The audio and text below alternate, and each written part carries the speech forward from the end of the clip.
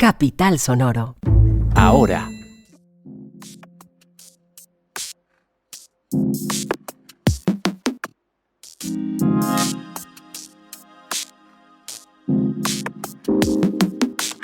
el país pasa por la época preelectoral más violenta de la historia reciente, dice la misión de observación electoral. ¿Cuáles son esas cifras? Unidad de Víctimas entrega informe con preocupantes datos de violencia hacia la comunidad LGBTIQ+ durante el conflicto armado. Aumentan violencias basadas en género en el país, dice Organización de la Sociedad Civil. ¿Qué está pasando? ahora, un podcast.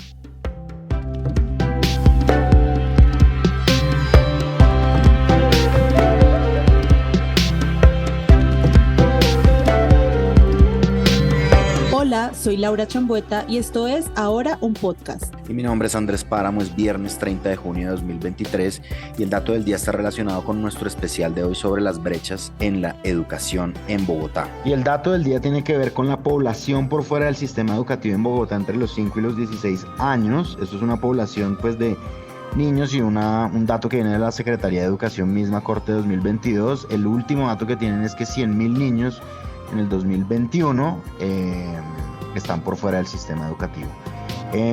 Para ampliar esto y para saber un poco más de la calidad educativa en la ciudad, hay un especial que colgamos en nuestro canal de YouTube que se llama ¿Cómo está la calidad educativa en Bogotá? Si es posible, vean la parte 1 y la parte 2.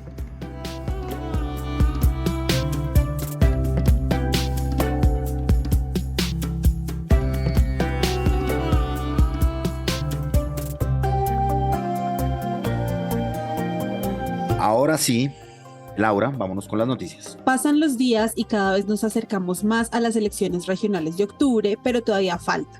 Falta que inscriban los candidatos, falta que se depuren los nombres y que se empiecen a mover las propuestas y que se avive la discusión pública. Pero este periodo preelectoral está siendo, según la MOE, el más violento de la historia reciente del país. Estamos con Cristian León. Cristian, ¿cómo así que este está siendo el periodo más violento? ¿Qué es lo que dice la MOE? Hola Laura, ¿qué más Andrés? Efectivamente, esta misión de observación dice que en 2023 se ha registrado un aumento exponencial de estos actos de violencia. Si lo llevamos a la comparación de hace 4 años, la más reciente, aumentó 37.3%. ¿Qué está pasando? Según la MOE, los líderes políticos, que pues claramente son los principales participantes de estas elecciones, que recordemos van a ser en octubre de este año, han concentrado más de la mitad de toda la violencia que se ha registrado en el país, al ser objeto del 53.9% de los hechos que ya han identificado paso a paso. La MOE, ¿cómo hace esto? Siempre tiene varios veedores a lo largo del país y por supuesto recoge no solo notas de prensa, sino también evidencias de las situaciones que suceden con amenazas o bueno, con diferentes hechos en todo el territorio nacional. Recordémosle a los oyentes que la Misión de Observación Electoral MOE es una plataforma de organizaciones de la sociedad civil colombiana que promueve el ejercicio de los derechos civiles y políticos en el país. Cristian, cuéntenos cuáles han sido esos hechos violentos y cuáles son los más graves. Bueno, Laura, hay que dar un poquito de contexto. La pregunta que haces es muy importante. Recordemos que esto sucede casi siempre en los sectores alejados, en esos territorios rurales, en donde hay mucha presencia de grupos armados y de cierta manera las autoridades no tienen el control que deberían. ¿Qué dice la MOE? Y es que se dieron cuenta que en lo que transcurrió en este análisis se realizaron 237 amedrentamientos y 531 acciones armadas por parte de estos grupos armados ilegales. En ese mismo periodo del 2019, ¿esto qué representa? Un aumento del 119.4% de lo que decíamos de esos amedrentamientos y 128.9% en lo que tiene que ver con las ¿Y amenazas. la MOE ha dado alguna declaración oficial al respecto? Sí, efectivamente, esta misión hizo un llamado, primero que todo, al gobierno nacional y a las autoridades, ya que es el registro más alto de la historia reciente y también es el más alto desde que la MOE le hace seguimiento. ¿Desde cuándo fue esto? Ellos empezaron a hacer este seguimiento en elecciones desde 2006. No, aquí dentro de estas cifras no solo están las territoriales, sino todas las diferentes elecciones que se llevan a cabo cada cierto periodo de tiempo. Y este es el gran panorama y el gran análisis que ellos hacen. Ante toda esa observación de todas las elecciones y del periodo anterior, esto ha sido preocupante. Entonces le hicieron ese llamado al gobierno nacional, ya que desde que iniciaron este seguimiento a la violencia contra los liderazgos se ha registrado un nivel altísimo. Cristian, muchísimas gracias por la información. Estaremos pendientes de todo lo que ocurra en este nuevo periodo electoral que inicia. Así es, Laura, aquí en Ahora y en las diferentes plataformas vamos a hacerle un cubrimiento. Sé que ya muchos de nuestros líderes encargados no solo en las diferentes plataformas digitales, sino también en señal abierta, se están quemando las pestañas. Nosotros también ya estamos pensando en todo este cubrimiento para que estén muy bien informados.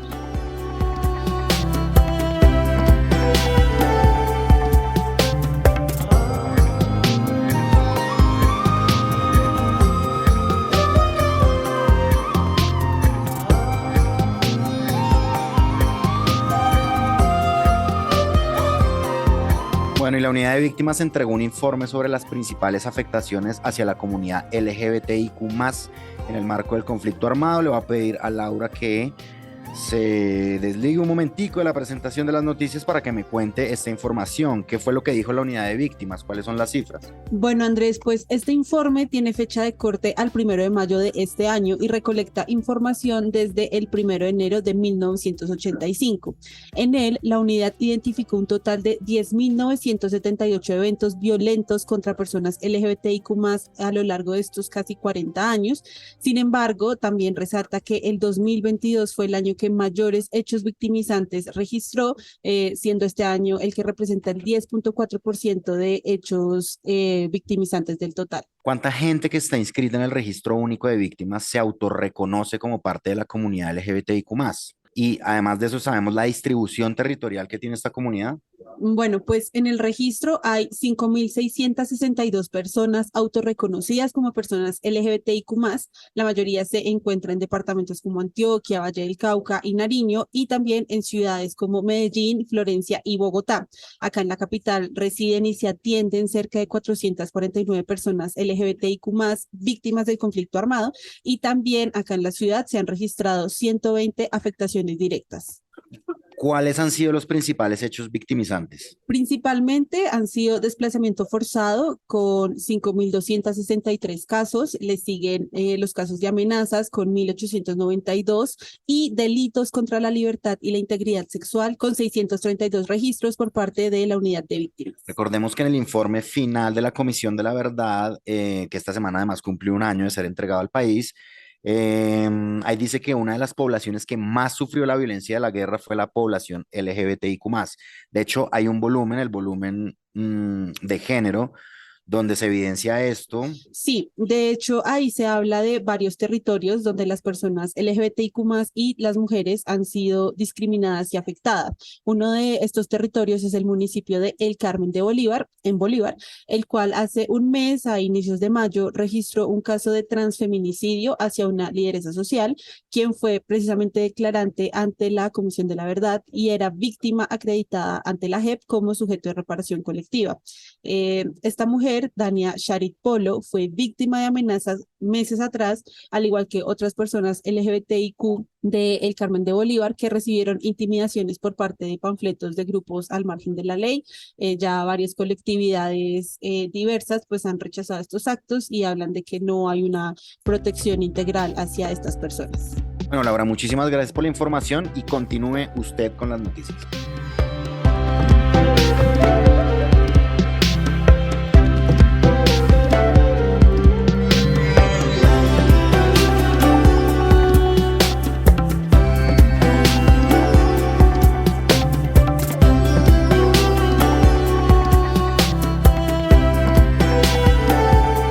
Continuemos con las noticias porque en este proyecto informativo hemos cubierto durante los últimos meses las violencias basadas en género y hemos visto cómo los feminicidios han estado aumentando respecto de los años anteriores.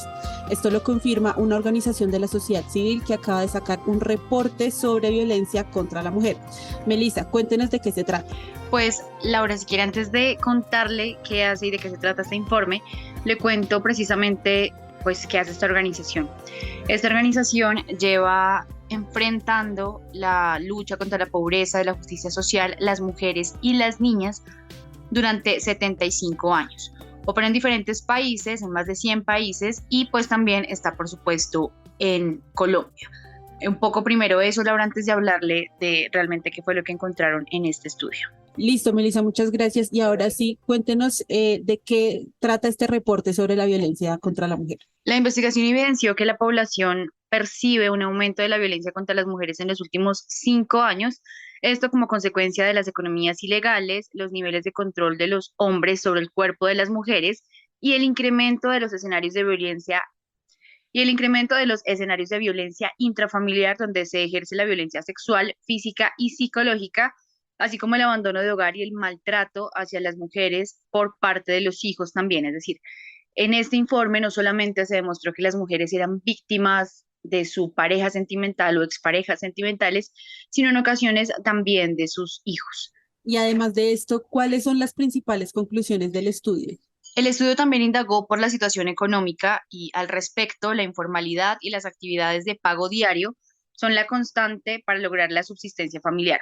Además, reveló que después de la emergencia de la pandemia, el 80% de las mujeres sufrió un deterioro de sus condiciones económicas y el 65% de las mujeres se dedican a actividades de economía informal, entre las que podemos destacar actividades relacionadas al cuidado que no son remuneradas, limpieza doméstica y algunas actividades comerciales, así como la preparación y venta de algunos alimentos. Ahora, eso es importante porque en el caso de las mujeres migrantes no es buena la cosa tampoco, pues no tienen el resuelto todo el tema de regularización de su estado migratorio y eso también influye para que haya limitaciones de acceso a ofertas laborales. Y esto es en toda la ciudad, pero en zonas rurales esto sigue siendo aún más complejo porque los costos a los que deben incurrir las personas para ir hasta ciertos puntos de la ciudad son aún más altos y pues precisamente sobre esto nos va a hablar Catalina Vargas, ella es la directora de esta fundación en Colombia.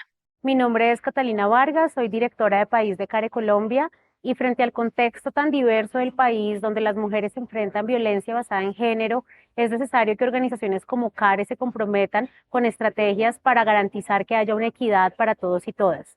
El día de hoy lanzamos la estrategia de país de los próximos 5 años que busca justamente atacar esas causas estructurales de violencia basada en género en Colombia para garantizar que las niñas y adolescentes tengan una vida libre de violencias. Perfecto, Melissa, muchísimas gracias por toda la información.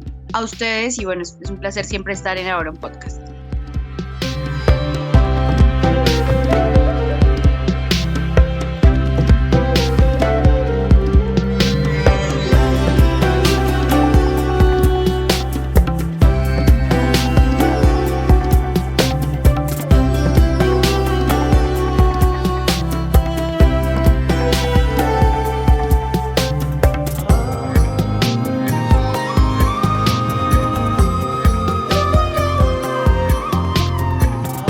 Hoy es viernes y como siempre tenemos a nuestra invitada regular Yaira Quintero para hablar de qué. Yaira, ¿de qué vamos a hablar hoy? Hola, buenas tardes a todos, todas y todes. Yo como siempre dichosa de estar aquí todos los viernes. Hace 8 días me extrañaron, yo sé que sí, no pude estar, pero aquí estoy para hablarles hoy el día sobre el foco de la Guajira que está sucediendo con las infancias, con el medio ambiente y con las mujeres allí en el departamento de La Guajira. El departamento de La Guajira en el que ha estado Petro esta semana, unos días despachando, ¿no? Dicen que por primera vez el gobierno se fue a generar el despacho allá, a tomar sus decisiones, pero creo que Petro se enfermó y tuvieron que cancelar algunas agendas que tenían allí, pero no importa. Lo importante es que se están generando esas acciones para conectarse aún más con los pueblos indígenas y con la comunidad de La Guajira. Digamos que si tuviéramos que poner un foco, Yaira, o el foco que ustedes pondrán en La Guajira, ¿cuál sería ese foco o cuáles serían esos temas de los que se tiene que hablar urgentemente sobre ese departamento? Tenemos que hablar urgentemente acerca de la problemática central que está llevando la minería, la intervención de las fuentes del agua, toda vez que está afectado a 17 arroyos allí en el departamento de La Guajira, lo que ha llevado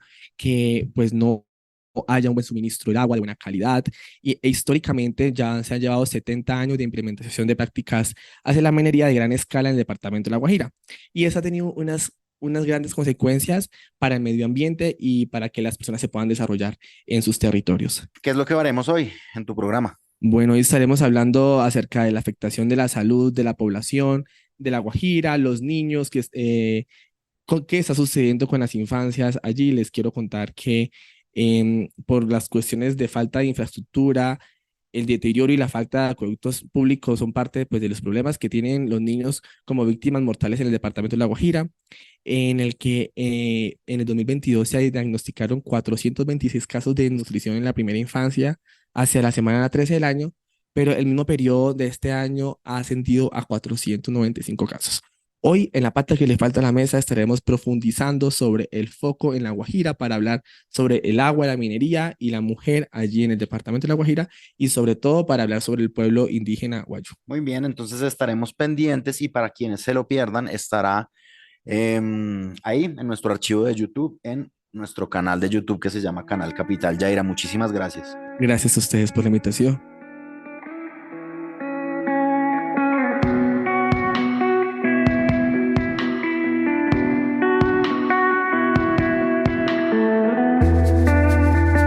No se vayan sin saber las siguientes noticias. Una de seguridad porque ayer en horas de la tarde hubo un atraco en plena carrera séptima con calle 98. Dos hombres pararon el tráfico en la avenida y con pistolas amenazaron a un domiciliario que iba en moto. El domiciliario forcejeó y le terminaron disparando. Posteriormente bajaron a un taxista de su taxi y se lo llevaron. Hubo persecución y los ladrones finalmente abandonaron el taxi en una zona que se encuentra en obra. El taxista llega a su vehículo y se monta en él de nuevo. El domiciliario herido fue trasladado a la clínica del country. Una geológica porque ayer a eso de las 8:52 de la noche hubo un temblor de magnitud 5.2 con epicentro en el departamento del Meta, específicamente en el municipio de San José de Arama. El sismo se sintió en la capital de la República y en todo el centro del país. Y una de movilidad, porque muy temprano en la mañana, a eso de las 5 a.m., una tractomula que venía circulando por la NQS, mejor conocida como la carrera 30 en sentido sur-norte, se volcó a la altura de la calle 39 en la localidad de Teusaquillo. La tractomula bloqueó la calzada derecha de la 30 causando un gran trancón, pero tranquilos que a eso de las 7:30 de la mañana, las autoridades con grúas y equipos lograron retirar a la tractomula para normalizar el tráfico. Eso fue todo. Ahora es un proyecto periodístico de Capital que está en televisión, en YouTube, en las redes sociales y aquí en podcast. Busque a Capital Político y de vital importancia para saber lo que pasa en la política y la cultura y despierte todas las mañanas con nuestro boletín en su correo electrónico. Este podcast es producido por Andrés Villamil. La escritura está a cargo de Santiago de Narváez y Juan Pablo Conto y la edición a cargo de Cian Bernardo González. La dirección de los periodistas del Sistema Ahora está a cargo mía, de Andrés Páramo, la de Capital Sonoro a cargo de Santiago Rivas y la del Sistema Informativo Ahora a cargo de María Paula Martínez. Quien me acompañó el día de hoy en la presentación de las noticias es Laura Chambueta, periodista de Ahora y presentadora del resumen noticioso ¿Y qué pasó ahora?, que es imperdible. Google dice que mañana sábado habrá 30% de posibilidades de lluvia y que la temperatura estará entre los 9 y los 18 grados. Sonrían, queridos oyentes, porque se viene un puente, pero tengan cuidado en la salida por el sur porque es el puente de San Pedro y mucha gente va a ir a las fiestas de San Pedro. No termine el día sin información. Búsquenos en todas las plataformas de podcast y compártanlo. Chao, pues.